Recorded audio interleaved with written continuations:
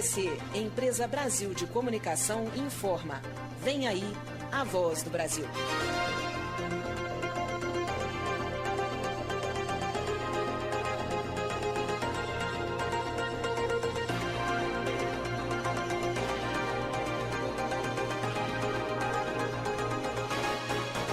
Sete da noite em Brasília.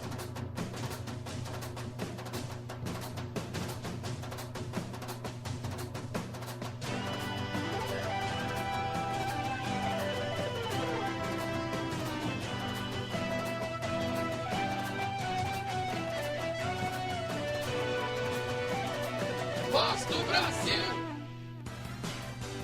Minha Casa Minha Vida alcança a marca de 1 milhão de moradias construídas. Cai pela metade o valor da prestação do Minha Casa Minha Vida para quem ganha até R$ 1.600. Prazo para registro da frequência escolar de quem recebe o Bolsa Família termina na quarta-feira. Segunda-feira, 27 de agosto de 2012. Está no ar a sua voz. A nossa voz. A voz do Brasil.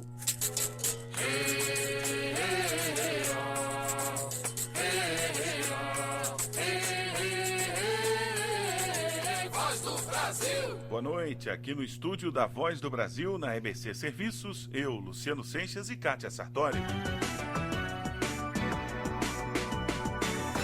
E nós estamos também ao vivo em vídeo pela internet. Acesse agora em www.ebcserviços.ebc.com.br/A Voz do Brasil. Voz do Brasil. Café com a Presidenta.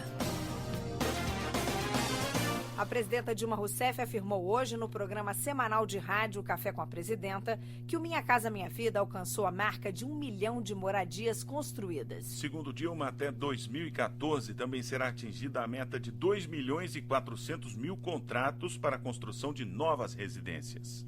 1 milhão de moradias estão prontas e vão garantir que milhões de famílias brasileiras realizem o sonho da casa própria. Sabe, Luciano, nós estamos construindo 3,4 milhões de moradias. 1 milhão foram contratadas no governo do presidente Lula e 2,4 milhões estão sendo contratadas no meu governo. Do início de 2011 até agosto de 2012, nós contratamos 860 mil novas moradias do Minha Casa Minha Vida. E por isso eu posso te dizer, Luciano, nós vamos atingir a meta de contratar 2.400.000 moradias até 2014.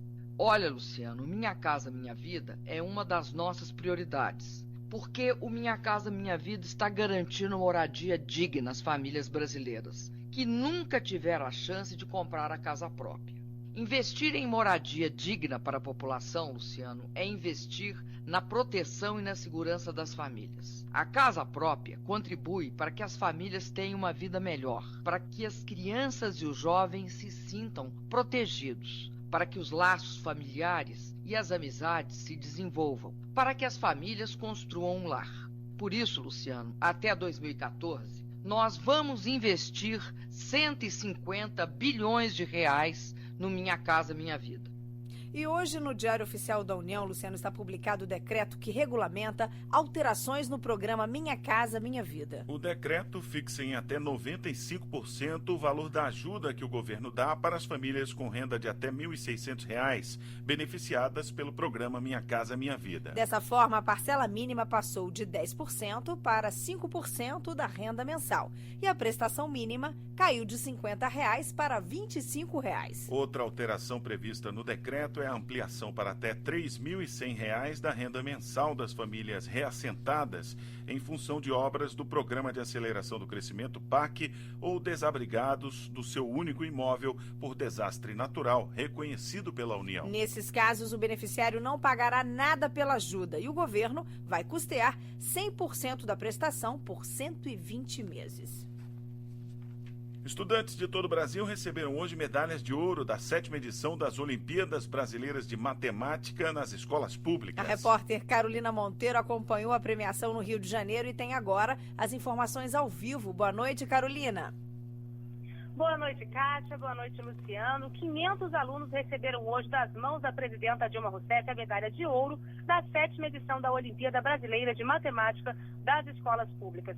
Eles foram os melhores colocados entre os 18 milhões de participantes de 44 mil escolas de todo o país que fizeram as provas no ano passado. A iniciativa foi criada justamente para estimular o estudo da matemática e identificar talentos.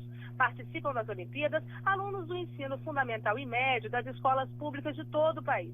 Os vencedores têm a oportunidade de ingressar em programas de iniciação científica e de mestrado. Além dos alunos, a competição também reconhece professores e instituições de ensino. E na premiação dos meninos de ouro da matemática, hoje aqui no Rio de Janeiro, a presidenta Dilma Rousseff falou sobre as oportunidades abertas com essa conquista, como participar do programa Ciência Sem Fronteiras. E lembrou que o futuro do desenvolvimento do país está na educação e nas mãos dos jovens. Eu tenho certeza que aqui hoje nós estamos diante de um caminho, de uma trajetória de vida, mas também uma trajetória e um caminho para o Brasil. É muito bom quando o caminho do Brasil passa pelas nossas vidas.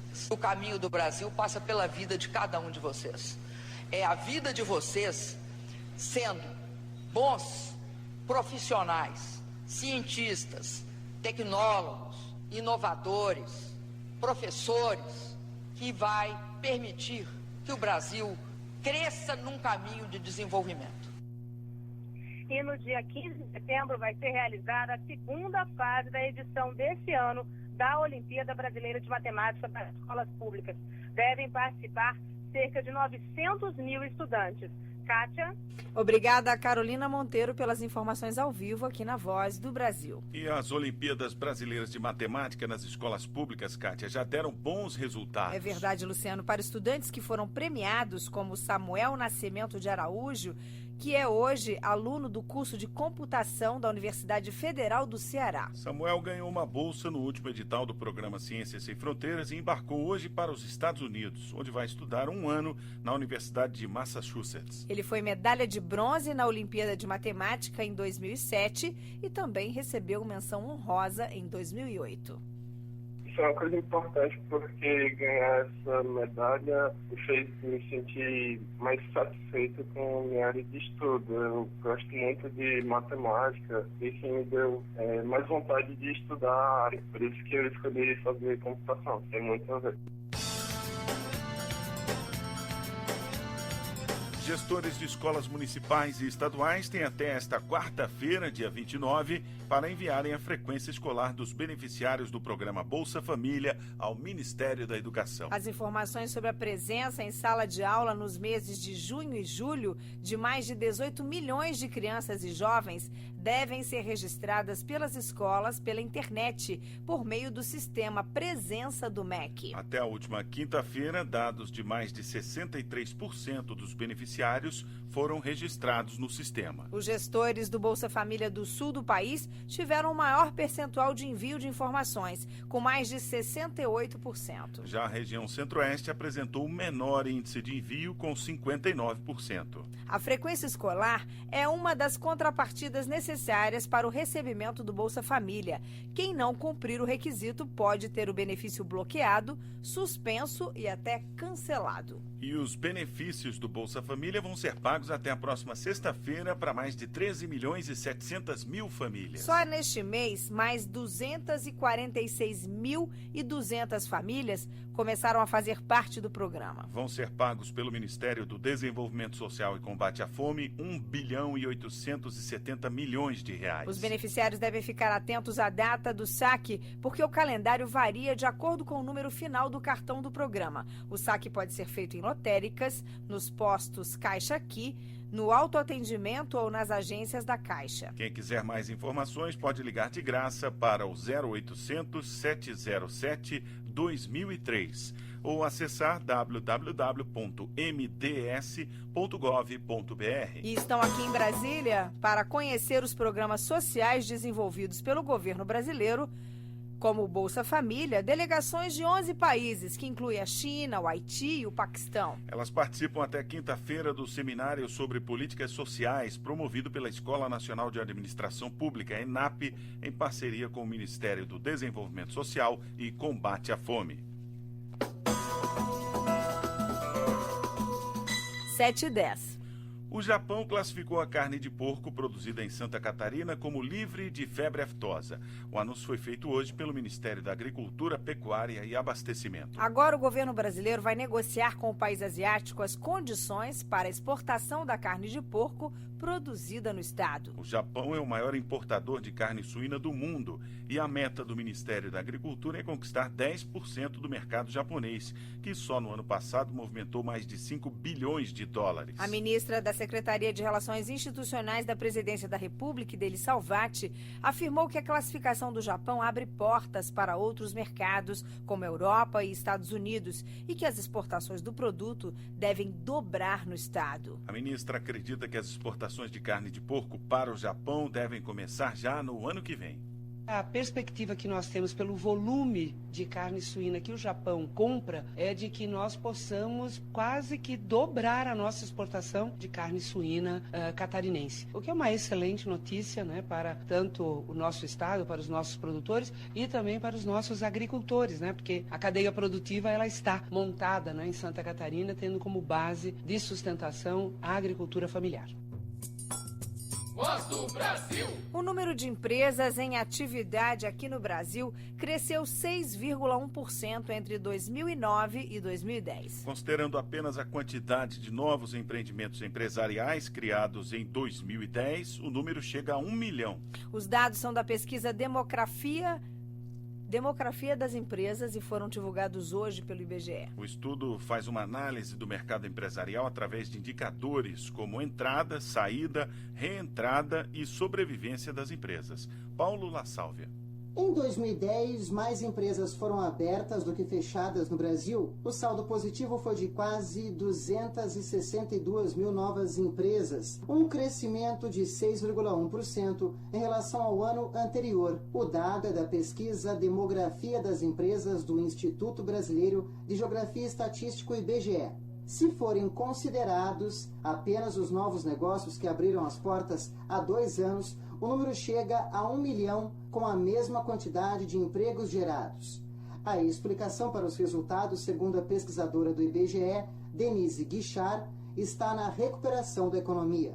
Isso demonstra que o ambiente econômico mais favorável em 2010, né, quando a economia cresceu cerca de 7,5%, pode ter gerado uma expectativa melhor dos proprietários das empresas e fez com que a saída das empresas do mercado também se reduzisse.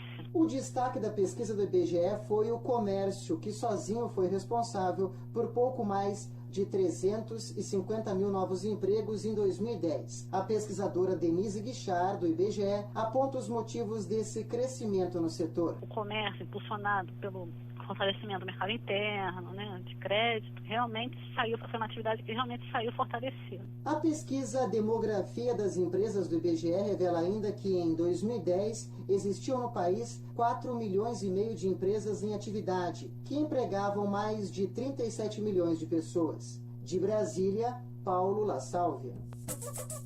Voz do Brasil.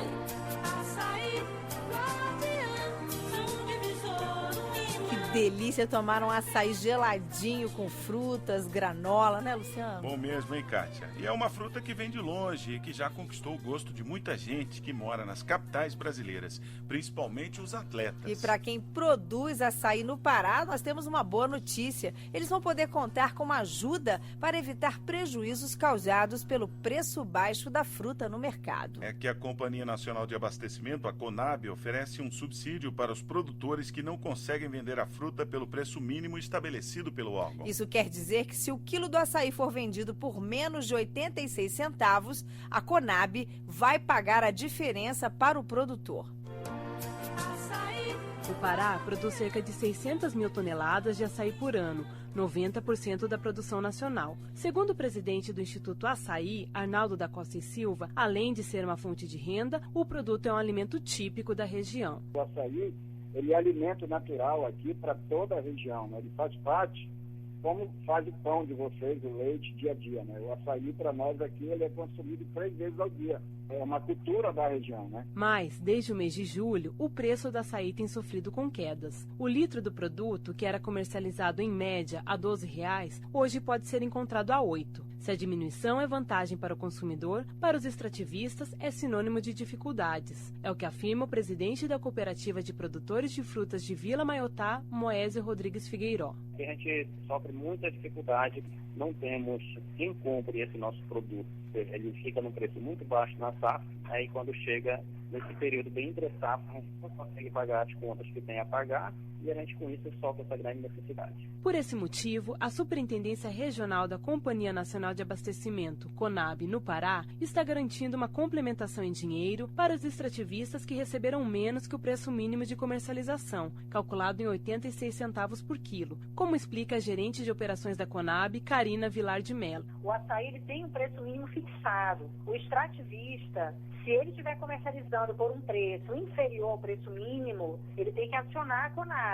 Mas ele tem que comprovar que ele comercializou aquele fruto abaixo do preço mínimo. Ele vai comprovar com uma nota fiscal. E aí esse extrativista, ele vai juntar com essa nota fiscal a declaração dele de aptidão ao PRONAF e vai requerer a subvenção dele. Ou seja, para cada quilo de açaí que ele vendeu abaixo do preço mínimo, ele tem direito a receber aquela diferença, que é a diferença para o preço mínimo. Para quem não tem conta no banco, o pagamento pode ser feito por ordem bancária. Depois de comprovar as informações na CONAB, o extrativista pode receber o dinheiro apresentando a identidade na agência bancária que escolher. De Brasília, Cláudia Felchak. 7h16. Abertas até o dia 3 de outubro as inscrições para o programa Bolsa Interações Estéticas, Residências Artísticas em Pontos de Cultura 2012, da Fundação Nacional de Artes, Funarte. O programa oferece 50 bolsas de R$50 mil cada, divididas em 2 categorias: criação e experimentação e continuidade. No total vão ser investidos R$2,5 milhões. Dar asas à imaginação, sair do próprio ambiente criativo, chegar a um dos pontos de cultura do país, trocar experiências e, enfim, mostrar a arte. É o que propõe o programa Residências Artísticas em Pontos de Cultura do Ministério da Cultura. 50 bolsas de R$50 mil cada vão ser distribuídas pelo programa, um investimento de R$2,5 milhões.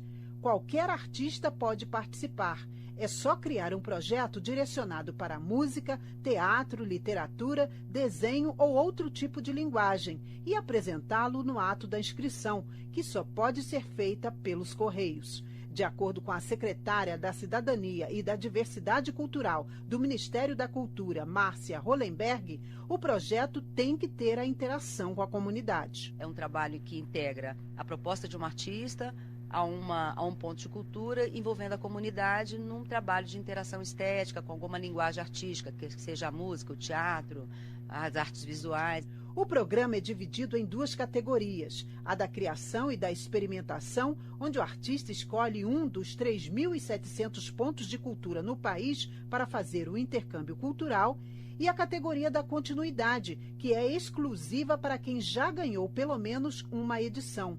É o caso do artista plástico Henrique Siqueira, que já foi contemplado 3 vezes. Henrique desenvolveu projetos com desenho, literatura e no ano passado trabalhou com a leitura e o meio ambiente. O foco desse projeto era realmente na reciclagem do lixo. Eu sentia essa necessidade de passar sobre a reciclagem e de expandir o projeto para outras cidades, né? Agora, Henrique quer dar continuidade ao projeto. Vai montar um teatro de bonecos abordando o mesmo tema do ano passado, meio ambiente. Por isso, Henrique garantiu que vai se inscrever mais uma vez. Um teatro de boneco com essas histórias, que a gente conta a história dos catadores, que chama o Conto do Catador. A Funarte está lançando um novo edital de interações estéticas e eu pretendo dar continuidade a esse projeto. A secretária de Cidadania e da Diversidade Cultural, Márcia Hollenberg, explica que a comunidade e os artistas saem ganhando com a iniciativa. Um artista que, ao desenvolver um trabalho estético, ele se propõe a fazer um processo interativo, um processo onde ele também está aberto às influências daquela comunidade e que ele está ali também bebendo numa nova fonte de inspiração para o seu trabalho. As inscrições só podem ser feitas pelos Correios até o dia 3 de outubro de 2012. Outras informações no endereço www.funarte.gov.br. De Brasília, Mara Kenupi. E falando em cultura, quem tem um grupo musical, uma companhia de teatro ou mantém projetos culturais, sabe que muitas vezes o caminho para conseguir apoio pode ser muito complicado. Por isso, o Fundo Nacional da Cultura distribui recursos para iniciativas como essas. Para esse ano, estão previstos mais de 10 milhões de reais. Na reportagem de Patrícia Scarpim, vamos conhecer mais o trabalho do grupo mineiro Meninas de Sinhá, que teve apoio do Ministério da Cultura. Há 20 anos, o grupo Meninas de Sinhá de Belo Horizonte leva alegria às pessoas por meio da música. No repertório, as cantigas de roda. O grupo é composto por 32 mulheres de 50 a 70 anos que viram na música uma oportunidade de cantar, dançar, preservar a memória e espalhar as cantigas de roda. A iniciativa deu tão certo que as meninas de Sinhá já ganharam prêmios nacionais e fizeram diversas apresentações no Brasil e até na Polônia. Para ir para o exterior, as meninas receberam recursos do Fundo Nacional de Cultura, como conta a fundadora do grupo, Valdete Cordeiro. Nós conseguimos as passagens para a gente viajar. Sem esse dinheiro, a gente não poderia ir. A gente não tinha condições. E quando nós chegamos lá, nós fomos tão bem recebidas. Nós ficamos assim, parecendo que a gente era assim, umas princesas, umas rainhas, né? Recursos como o que o Grupo Cultural Meninas de Sinhá de Belo Horizonte recebeu estão disponíveis no Fundo Nacional de Cultura. No total, mais de 10 milhões de reais serão distribuídos. Projetos de diversidade cultural e economia criativa são algumas das áreas contempladas no edital. De acordo com o secretário executivo do Ministério da Cultura, Vitor Ortiz, o valor captado depende da natureza de cada iniciativa. O valor mínimo, um projeto é R$100 mil. Se for um projeto de obra, construção, modernização de espaços culturais, o mínimo é R$250 mil. Nós vamos receber projetos até R$1 milhão em todos as categorias, modalidades. E essas modalidades são meio amplas, podem ser projetos da área das expressões artísticas, do campo da diversidade cultural, podem ser projetos também da área da economia criativa, da inovação. As inscrições devem ser feitas até o dia 24 de setembro por meio do endereço www.cultura.gov.br. Os participantes podem escrever uma proposta para cada uma das 5 categorias. Os projetos apresentados devem ter início entre dezembro de 2012 e dezembro de 2013. De Brasília, Patrícia Scarpim. Voz do Brasil. Mais de 1.300.000 crianças foram vacinadas na campanha do Ministério da Saúde para atualizar as cadernetas infantis. O principal objetivo da ação era conscientizar os pais de que é preciso manter em dia a aplicação das doses das vacinas. As crianças foram vacinadas contra várias doenças, entre elas a hepatite B, a poliomielite, o rotavírus e a febre amarela. Durante a campanha, que terminou na última sexta-feira, ainda foram distribuídas doses de vitamina A para mais de 56 mil crianças moradoras das regiões incluídas no Plano Brasil Sem Miséria. É o caso dos vales do Jequitinhonha e do Mucuri, além dos estados do Norte e do Nordeste. Para colocar a ação em prática, o Ministério da Saúde repassou 18 milhões e meio de reais para o Fundo Nacional de Saúde, do Fundo Nacional de Saúde, aos fundos estaduais e municipais. Mesmo com o fim da campanha, as vacinas continuam disponíveis nos postos de vacinação e para quem quiser atualizar a caderneta dos filhos.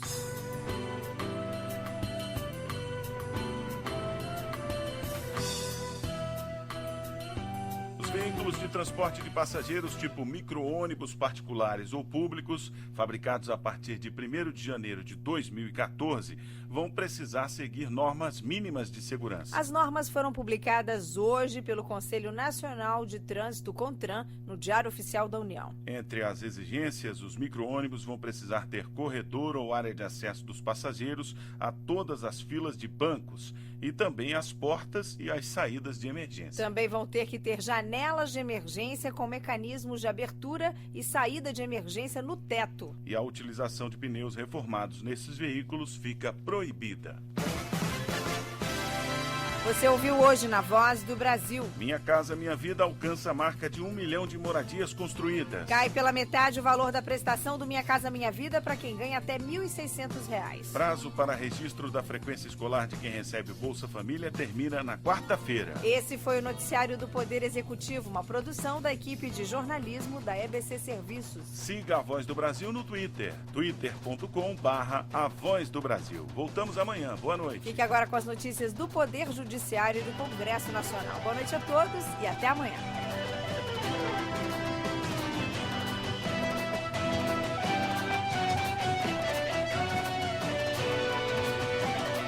Voz do Brasil. Boa noite, eu sou Alexandra Fiore. E eu sou Walter Lima. E você acompanha agora as principais notícias do Judiciário Brasileiro.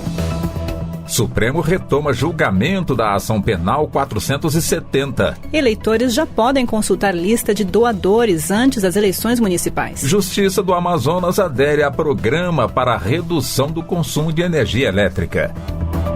Foi retomado no plenário do Supremo Tribunal Federal o julgamento da ação penal 470, depois dos votos já apresentados dos ministros Joaquim Barbosa, relator, e Ricardo Lewandowski, revisor, iniciou a votação dos demais ministros quanto ao item 3 da denúncia. O item 3 abrange supostos desvios de recursos públicos ocorridos na execução de contratos de empresas de publicidade com o Banco do Brasil e a Câmara dos Deputados. A votação segue a ordem inversa de antiguidade entre os ministros do STF, sendo o ministro-presidente o último a se manifestar. Pela primeira vez, eleitores podem consultar lista de doadores antes das eleições. As informações do Tribunal Superior Eleitoral com Jane Costa. A Justiça Eleitoral colocou à disposição dos eleitores a lista dos doadores e fornecedores contratados durante a campanha das eleições deste ano. Por determinação do Tribunal Superior Eleitoral e em cumprimento à Lei de Acesso à Informação, os dados apresentados pelos candidatos e partidos na primeira prestação de contas parcial já podem ser acessados no site do Tribunal, no link Eleições. Os candidatos têm até 2 de setembro para apresentar a segunda prestação de contas parcial. Até a última eleição, em 2010, os eleitores só tinham acesso à lista de doadores e fornecedores após a realização do pleito, quando da entrega da prestação de contas final dos candidatos. O Banco Bom Sucesso foi multado em R$ 162.600 pela inexistência de registro de vários empregados contratados por meio de terceirização. A decisão é da 7ª turma do Tribunal Superior do Trabalho. Mas em recurso ao TST, o banco insistiu na incompetência do fiscal do trabalho para declarar a irregularidade, entendendo ser competência da Justiça do Trabalho. A relatora ministra Adelaide Miranda Arantes ressaltou que o artigo 41 da CLT determina a obrigatoriedade do registro dos empregados. Esclareceu ainda que a autoridade competente do Ministério do Trabalho tem um dever de fiscalizar, autuar e aplicar a penalidade cabível. O Fórum Ministro Enoque Reis, do Tribunal de Justiça do Amazonas, será o primeiro prédio do Judiciário da região norte a adotar medidas sustentáveis para o consumo de energia elétrica. O prédio será beneficiado com o programa Eficiência Energética da Eletrobras, que substituirá as lâmpadas fluorescentes por outras mais econômicas. A economia esperada será de 30% a 40% do consumo de energia. O presidente do Tribunal de Justiça do Amazonas, desembargador Ari Jorge Moutinho da Costa, pretende estender a iniciativa a todas as unidades de justiça no estado. Começa hoje no fórum e tenho certeza absoluta que na minha administração todas as casas de justiça, todos os fóruns da capital e do interior terão esse mesmo convênio estabelecido. Colunista e jornal terão que pagar indenização de R$ 100 mil a juiz. A decisão é da 3ª turma do Superior Tribunal de Justiça. O julgamento se refere a artigo da Folha da Manhã que abordava a recuperação judicial de uma companhia aérea. Repórter Fátima Uchoa. Para o relator do caso no STJ, ministro Vilas Boas Cueva, não há sociedade democrática sem uma imprensa livre, mas ele fez algumas ponderações quanto aos limites para o exercício desse direito. Ocorre abuso de direito, contudo, quando se invade a intimidade ou se deprecia a honra ou a dignidade de outrem. Nesse contexto, a obrigação de indenizar o dano material ou moral decorrente da ofensa à honra deve ser aferida pelo magistrado mediante o sopesamento dos direitos contrapostos, sem comprometer a proteção de nenhum deles. Ainda segundo Vilas Boas Cueva, a matéria jornalística volta-se diretamente contra o juiz de maneira ofensiva, atingindo diretamente a honra dele, afastando-se do interesse público e social da informação. Você acompanha outras notícias do Poder Judiciário também pela internet. Acesse www.radiojustiça.jus.br e siga pelo Twitter. twitter.com/radiojustiça. Uma boa noite.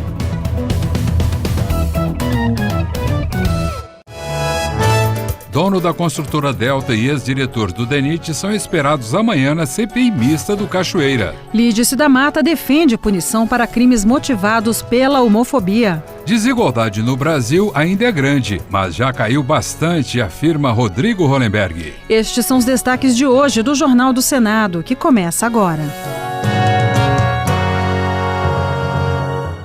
Boa noite. O dono da construtora Delta, Fernando Cavendish, e o ex-diretor do Departamento Nacional de Infraestrutura de Transporte, Luiz Antônio Pagô, estão convocados para depor amanhã na CPI mista do Cachoeira.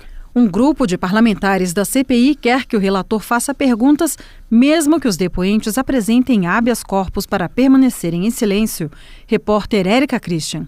O presidente da CPI, senador Vital do Rego, do PMDB da Paraíba, vai submeter a sugestão ao colegiado, mas antecipou ser contrário à permanência de Cavendish para ouvir as perguntas, já que os demais convocados foram dispensados. Nós não podemos tratar Cavendish diferente de Demóstenes, diferente de A, B ou C. Qualquer cidadão, por qualquer tipo de incursão penal ou denúncias feitas ou ação que possa ser proposta contra A, B ou C, ele é um cidadão que vem depor à comissão. Ele tem que ser tratado por igual. Para o senador Pedro Tax, do PDT de Mato Grosso, a CPI deve concentrar as investigações nos contratos da Delta, independentemente de o empresário falar ou não à CPI. Essa CPI tem que ser a CPI da Delta. Hoje já se demonstrou que a Delta já repassou para empresas fantasmas ligadas ao Cachoeira quase 500 milhões de reais, R$500 bilhão.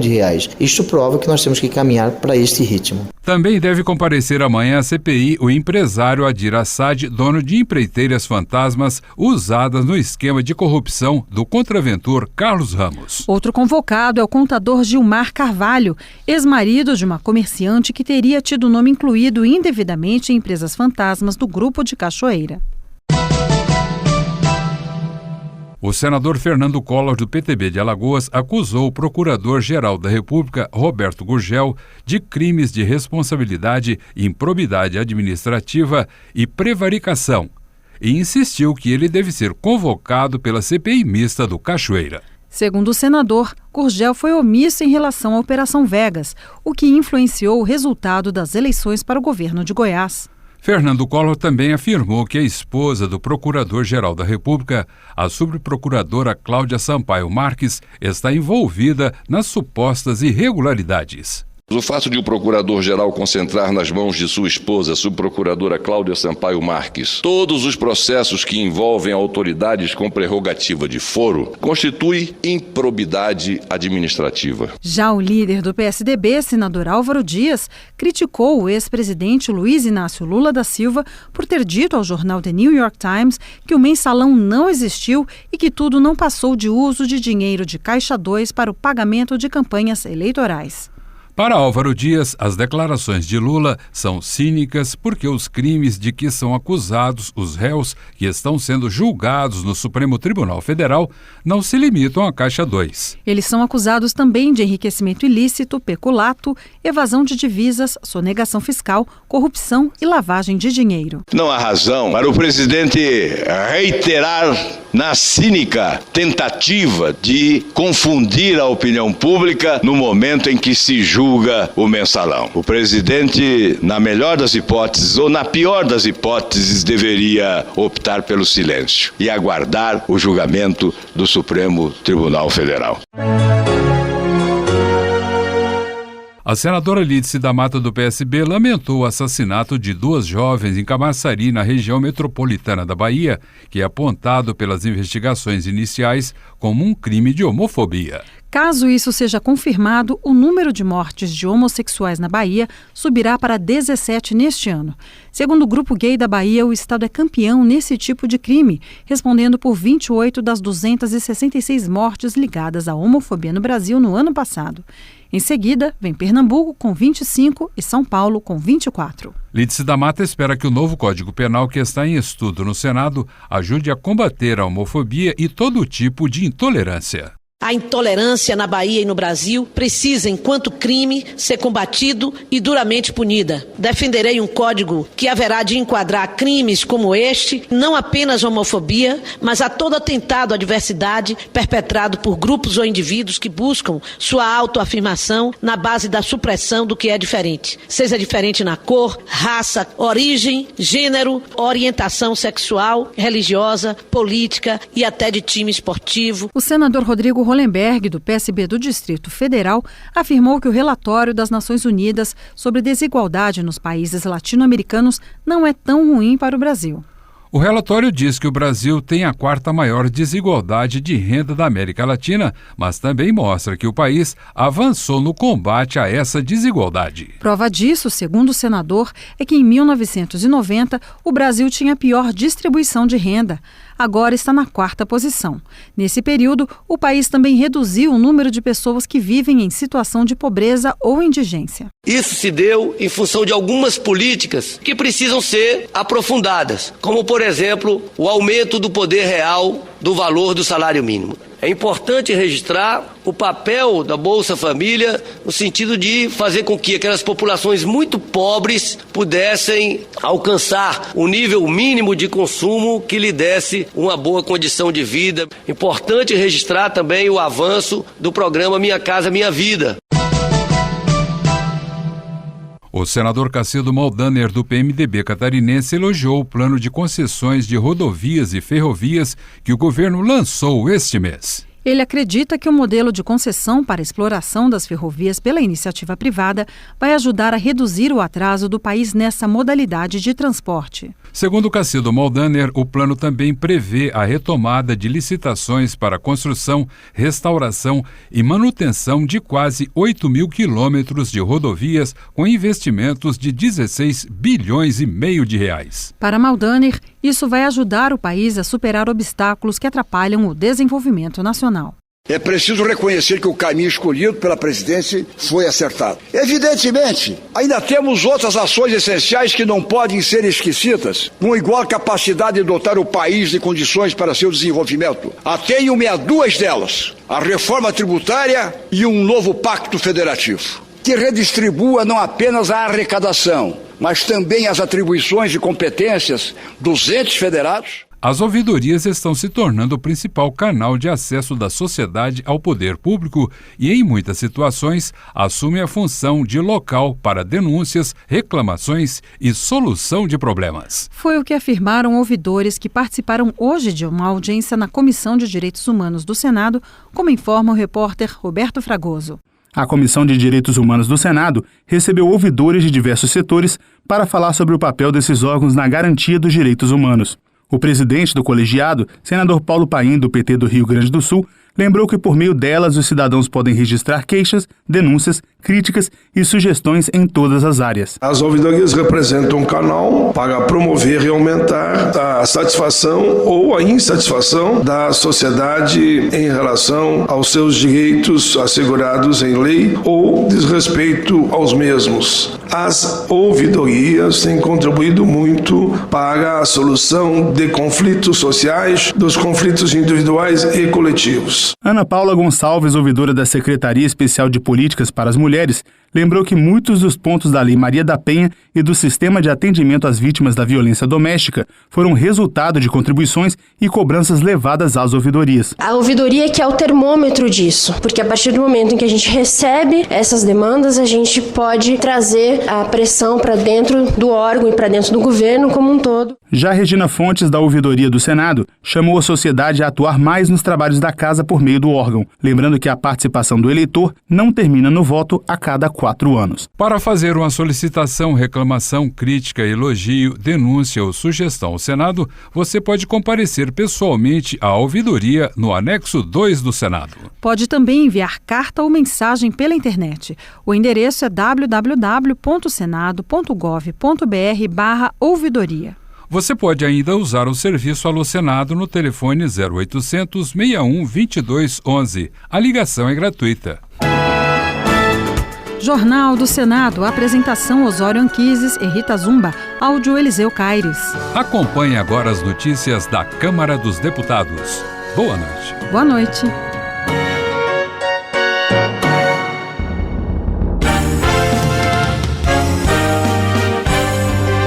Jornal Câmara dos Deputados. Proposta em análise na Câmara amplia os direitos dos domésticos. Projeto impede terceirização nas prestadoras de serviços públicos. Câmara discute jornada de 30 horas semanais para os psicólogos. Deputados apoiam demandas dos policiais federais e rodoviários. O presidente da Frente Parlamentar da Polícia Rodoviária Federal, Gonzaga Patriota, do PSB pernambucano, pediu ao governo para fortalecer as negociações em favor da reestruturação da carreira do segmento, que encontra-se em greve. Já Alice Portugal, do PCdoB baiano, anunciou que foi encaminhado ofício ao Ministério da Justiça para otimizar as negociações e, dessa forma, atender às reivindicações dos trabalhadores da Polícia Rodoviária Federal. Na qualidade de presidente da Frente Parlamentar em Defesa da Polícia Federal, Sandes Júnior, do PP goiano, manifestou solidariedade ao movimento grevista dos policiais federais. O deputado considera justa a luta pela aprovação de um plano de carreira compatível com a responsabilidade da instituição, segundo ele, uma das mais aprovadas pela população brasileira. Roberto de Lucena, do PV Paulista, manifestou preocupação com as greves dos servidores públicos federais, que, segundo ele, já atinge cerca de 30 categorias. Ele frisou que a Polícia Rodoviária Federal também paralisou suas atividades por melhores condições de trabalho e reajuste salarial. Roberto de Lucena pediu ao governo federal e à Câmara para buscarem entendimento junto às centrais sindicais, a fim de restabelecer a normalidade na prestação dos serviços públicos. Proposta de emenda constitucional apresentada por Vanderlei Cirac, do PT paulista, cria a Polícia Nacional de Segurança Pública para ajudar os estados a cumprirem a missão de garantir a ordem pública em eventuais crises. Vanderlei Cirac agradeceu o apoio dos deputados e informou que a PEC já começou a tramitar na Câmara. A Comissão Especial sobre Igualdade de Direitos Trabalhistas pode votar em setembro proposta de emenda à Constituição que amplia os direitos dos empregados domésticos. A jornalista Renata Torres, da Agência Câmara, tem mais informações sobre a PEC. Empregadas domésticas podem passar a ter vários direitos dos outros trabalhadores da iniciativa privada: seguro-desemprego, licença-paternidade, creche para os filhos de até 5 anos de idade, seguro contra acidente de trabalho. Isso sem falar no recolhimento obrigatório do FGTS, que hoje é opcional para os patrões. Esses e outros direitos estão previstos numa proposta de emenda à Constituição que está sendo analisada na Câmara. A PEC deve ser votada na Comissão Especial sobre Igualdade de Direitos Trabalhistas no próximo esforço concentrado, entre os dias 4 e 6 de setembro. A proposta também prevê pagamento de horas extras para os empregados domésticos e salário noturno superior ao diurno. A relatora da PEC, que aumenta os direitos trabalhistas dos empregados domésticos, deputada Benedita da Silva, do PT do Rio de Janeiro, explica que alguns desses benefícios vão ter que ser regulamentados em lei depois da aprovação da PEC. A deputada também ressalta que os empregadores não vão ser prejudicados. Nós estamos com uma preocupação de que não se onere nem o empregador, nem tanto o trabalhador. E para isso, você tem que ter alguma regulamentação que possa garantir que a Previdência possa fazer a sua parte. Como foi criado um Simples para a empresa, o que nós estamos buscando é que tenham também um Simples para esse tipo de empregador. Se for aprovada na Comissão Especial, a PEC que aumenta os direitos trabalhistas dos empregados domésticos ainda precisa ser votada em 2 turnos no plenário da Câmara. De Brasília, Renata Torres. Criança Segura. O contato com animais como serpentes, escorpiões, lagartos, abelhas, aranhas, vespas e centopeias pode matar. Para proteger as crianças, vede ralos de pias e tanques. Bloqueie as soleiras das portas com saquinhos de areia ou frisos de borracha. Coloque telas nas janelas. Examine roupas, calçados e toalhas antes de serem usados. Pequenos cuidados evitam grandes acidentes. Uma campanha da Câmara dos Deputados. Desenvolvimento Regional. Dados do IBGE referentes a 2011 mostram que, na média nacional, pouco mais da metade dos municípios brasileiros tem algum tipo de coleta de esgotos e quase 2.500 não possuem sequer a rede de coleta. Edinho Araújo, do PMDB paulista, enfatizou que a universalização dos serviços de saneamento básico é uma das metas do PAC do governo federal. Projeto em análise na Câmara impede a contratação terceirizada de trabalhadores pelas prestadoras de serviços públicos. O repórter Marcelo Larcher, da Agência Câmara, explica os detalhes sobre a matéria. A terceirização de trabalhadores em prestadoras de serviço público pode acabar. A proposta é do deputado Padre João, do PT de Minas, que está preocupado com o aumento de números de acidentes entre terceirizados, principalmente no setor de fornecimento de energia elétrica. Não haveria problema se a empresa fornecedora de energia contratasse o pessoal de limpeza ou vigilantes de uma terceira empresa. Os deputados estão preocupados porque, além desses serviços auxiliares, os trabalhadores que realizam o próprio serviço de fornecimento de energia estão sendo terceirizados, o que tem gerado insegurança e queda na qualidade. Essa é a opinião do relator da proposta na Comissão de Trabalho da Câmara, onde ela está sendo analisada, deputado Vicentinho, do PT paulista. Se a gente conseguir dar um salto de qualidade na aprovação desse projeto, nós vamos evitar muitos acidentes, vamos defender o emprego da própria empresa, inclusive muitos trabalhadores terceirizados podem ser funcionários da própria empresa, como algumas empresas já estão fazendo, contratando os terceirizados, diminuindo a terceirização, e assim a gente melhorar a condição de vida dos nossos povo. Vicentinho propõe que as atuais concessionárias tenham 5 anos para se adaptar às novas regras. A proposta, que extingue a terceirização em prestadoras de serviço público, como empresas de água e energia, deve ser votada em 3 comissões da Câmara antes de virar lei. De Brasília, Marcelo Larcher.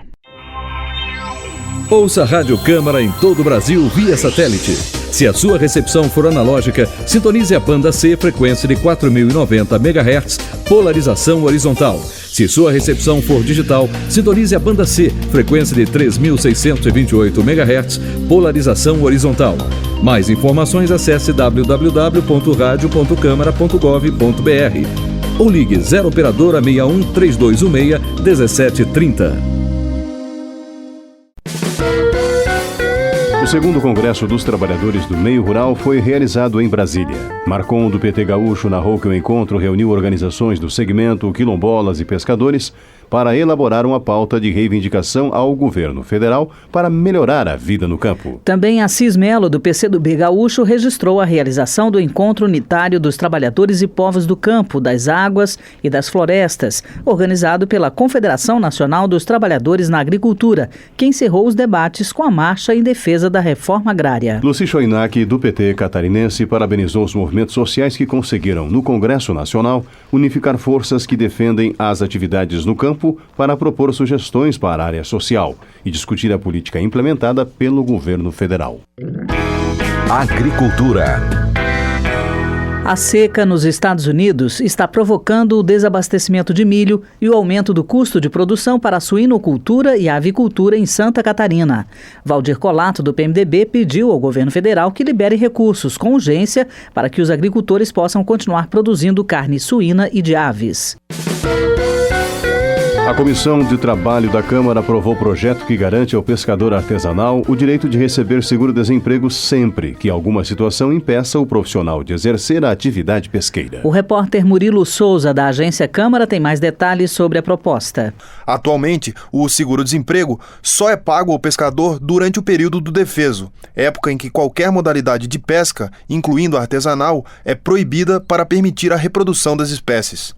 O relator na Comissão de Trabalho, o deputado André Figueiredo, do PDT cearense, considera importante garantir amparo financeiro aos pescadores artesanais em todas as situações. Existem determinadas ocasiões, que não necessariamente o período de defesa, que o pescador fica impossibilitado de exercer sua profissão, como quando acontece algum dano ambiental, como em alguns derramamentos de petróleo, de óleo, ou quando também os governos, seja em qualquer esfera, interditam a área para a pesca e, consequentemente, o pescador fica sem receber a sua fonte de renda, que é a pesca. André Figueiredo explica ainda que a ampliação do benefício concedido a pescadores artesanais poderá ser custeada com recursos do Fundo de Amparo ao Trabalhador. O projeto do deputado Manato, do PDT do Espírito Santo, ainda precisa passar por 2 comissões na Câmara antes de ir para o Senado. De Brasília, Murilo Souza.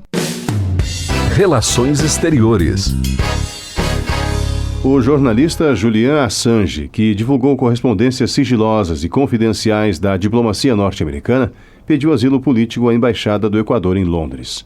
Fernando Ferro, do PT de Pernambuco, repudiou a ameaça do governo inglês de invadir a embaixada e prender o jornalista. Para Fernando Ferro, Julian Assange deve ser preservado porque publicou denúncias de corrupção envolvendo o sistema político da diplomacia americana, europeia e tornou públicas várias negociatas feitas por diversos países. Justiça. A Prefeitura de São Paulo recebeu o Prêmio Transparência e Fiscalização Pública. Eliane Lima, do PSD de Mato Grosso, parabenizou a gestão municipal, lembrando que o prêmio é um reconhecimento a ações desenvolvidas em favor da transparência da gestão administrativa, patrimonial e dos recursos públicos. Eliane Lima observou que a Prefeitura de São Paulo criou uma página na internet sobre as contas públicas, sendo pioneira na disponibilização dos dados da administração à sociedade, como salário dos servidores, processos licitatórios, entre outros. Proposta de emenda à Constituição de autoria de Dr. Jorge Silva, do PDT Capixaba, altera a forma de escolha de integrantes do Tribunal Superior Eleitoral e das Cortes Regionais. O deputado alegou que a PEC assegura à OAB participação direta na escolha dos representantes da classe nos tribunais. Proposta analisada pela Câmara acaba com a possibilidade de empresas investigarem se seus candidatos a emprego estão com o nome em cadastros de inadimplência. O jornalista Rodrigo Bittar, da Agência Câmara, tem mais detalhes sobre a proposta em discussão. O projeto, apresentado pela deputada Érica Cocai, do PT do Distrito Federal, prevê punições a quem não respeitar a regra. Assim, se a empresa investigar a situação cadastral dos candidatos, poderá ser obrigada a pagar indenização de pelo menos 3 vezes o valor do salário oferecido para a função. Para Érica Cocai, essa prática deve ser combatida porque é discriminatória. E ao você utilizar isso enquanto critério, primeiro você não mede a capacidade da pessoa, do trabalhador, da trabalhadora, a partir da sua própria inadimplência, que pode e que, via de regra, tem que ser considerado como um fato circunstancial. Ou seja, não mede-se o caráter a partir daí, não se mede a capacidade de desempenho a partir da existência ou não do nome da pessoa dentro do cadastro de inadimplência. Então, portanto, nós encaramos que é um elemento discriminador. O projeto também obriga as administradoras dos cadastros de inadimplência a fornecerem, de graça, certidão semestral das consultas feitas em nome do interessado. A proposta será analisada pela Comissão de Constituição e Justiça e pelo plenário da Câmara. De Brasília, Rodrigo Bittar.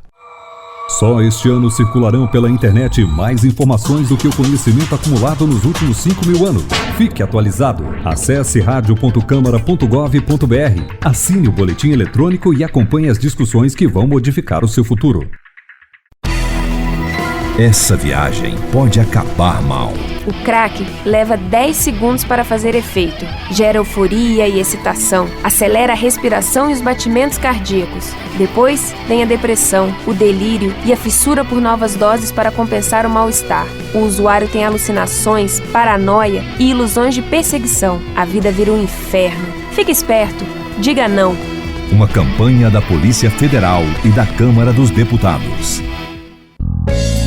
Transportes. A duplicação da BR-116, principal via de acesso da região metropolitana ao interior do Rio Grande do Sul, está prestes a sair do papel. Afonso Ram, do PP, destacou que a obra vai desafogar o trânsito, possibilitar maior fluxo de veículos e reduzir os acidentes, além de agilizar o escoamento da produção gaúcha. Marlo Sampaio, do PMDB piauiense, registrou a construção do viaduto que, na opinião dele, vai melhorar a mobilidade urbana entre a Avenida Higino Cunha e Barão de Castelo Branco, em Teresina. Ele destacou que a obra é orçada em mais de 5 milhões de reais. O governo federal anunciou o programa de investimentos em logística voltado às rodovias e ferrovias no Brasil. Paulo Feijó, do PR Fluminense, informou que serão destinados cerca de 130 bilhões de reais, sendo que 80 bilhões serão investidos ao longo dos próximos 5 anos. A A Câmara analisa projeto de lei que fixa a jornada de trabalho dos psicólogos em 30 horas semanais. A repórter Marise Lugulo, jornalista da Rádio Câmara, tem mais informações sobre a proposta. Os psicólogos devem passar a ter uma carga horária de 30 horas semanais estabelecida por lei. O projeto que fixa essa jornada será analisado pela Comissão de Trabalho. Na verdade, a proposta inicial estipulava 24 horas semanais, mas foi modificada no Senado e a nova versão acaba de ser aprovada na Comissão de Seguridade Social e Família da Câmara. Lá, o relator da matéria, deputado Eleusis Paiva, do PSD de São Paulo, concluiu que a carga horária excessiva dos psicólogos traz prejuízos não só à saúde desses profissionais, como também para a saúde das organizações, pois ele terá a produtividade reduzida em função de atendimento inadequado e faltas ao trabalho por problemas variados de saúde. As audiências públicas que nós fizemos para discutir jornada de trabalho, a gente mostra hoje o número de horas trabalhadas pelos psicólogos atuais vem causando danos irreversíveis à saúde desses profissionais. Isso é comprovado estatisticamente. O número de psicólogos com depressões em relação aos outros países é maior. O número de doenças cardiovasculares pelo tensionamento da profissão e sobrecarga de trabalho. Portanto, eu acho que é um avanço muito grande. Estamos reconhecendo essa profissão e dando a esse profissional uma jornada de trabalho digna para que ele não possa ter a sua saúde comprometida quando ele está fazendo assistência ao seu trabalho. Depois da Comissão de Trabalho, o projeto de lei que estabelece a jornada de 30 horas semanais para os psicólogos terá que passar pelas comissões de Finanças e Tributação e de Constituição e Justiça da Câmara. De Brasília, Marise Lugulo. Esporte. A atleta Iane Marques, praticante do pentatlo moderno, conquistou a medalha de bronze nos Jogos Olímpicos de Londres, na Inglaterra. Severino Ninho, do PSB, parabenizou a pernambucana que, segundo ele, emocionou todos os brasileiros. O plenário da Câmara pode votar o projeto que flexibiliza o horário de transmissão da Voz do Brasil. A repórter Cláudia Brasil, da TV Câmara, tem outras informações sobre a proposta. Projeto de lei que torna mais flexível o horário de veiculação da Voz do Brasil está pronto para ser votado no plenário da Câmara. A autora é a deputada Perpétua Almeida, do PCdoB do Acre. A proposta já havia sido debatida na Câmara, mas retornou porque os senadores alteraram o que foi aprovado pelos deputados. O novo texto estabelece que as emissoras de rádio comunitárias também estarão obrigadas a veicular a Voz do Brasil. Nas rádios educativas, o horário atual será mantido, sempre de 7 às 8 da noite. Já as emissoras comerciais e comunitárias poderão veicular em horário diferente. As rádios legislativas terão liberdade de colocar no ar a Voz do Brasil em outro horário, apenas quando houver transmissão de sessões de plenário em que haja votação. Mas essa flexibilização do horário da Voz do Brasil é vista com desconfiança pelo deputado Espiridião Amin, do PP de Santa Catarina. Ele teme que a falta de um horário fixo acabe por afastar o público interessado. Espiridião propõe a manutenção do horário fixo, mas com pequena margem de negociação. Além de optar pelo horário, por exemplo, das 20 horas, eu terei direito a uma cota de imprevistos que eu não pude colocar na grade, de até 2 por mês, desde que eu avise com 48 horas de antecedência ou com 24 horas de antecedência. Vamos negociar isso. Então, isso seria o meu limite de compreensão do que é flexibilidade. Mas o deputado Sandro Alex, do PPS do Paraná, aposta na maior liberdade às rádios para veicular a Voz do Brasil entre as 7 e as 10 da noite. Alex argumenta: os tempos mudaram e as rádios não podem trabalhar limitadas pela camisa de força do horário obrigatório. Não cabe mais, no ano em que vivemos, obrigar a todas as emissoras de rádio e todos os milhões de ouvintes a ouvir o mesmo conteúdo, enquanto a regionalização pede a informação naquele momento. O presidente da Câmara, deputado Marco Maia, afirmou que o projeto que flexibiliza o horário de veiculação da Voz do Brasil deve ser votado até o final do ano.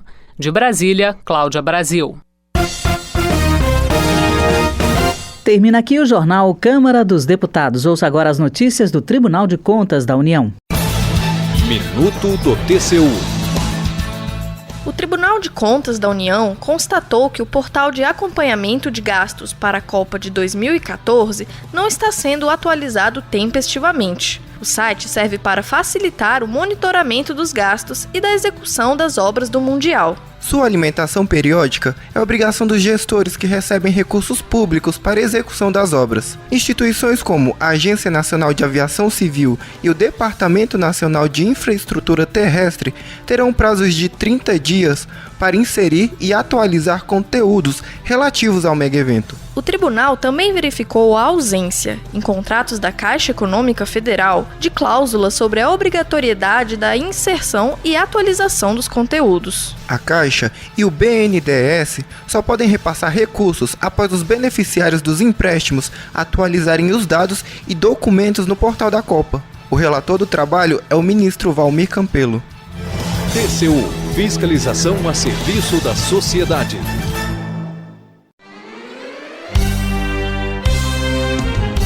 Voz do Brasil, de segunda a sexta-feira, às 19 horas. Boa noite.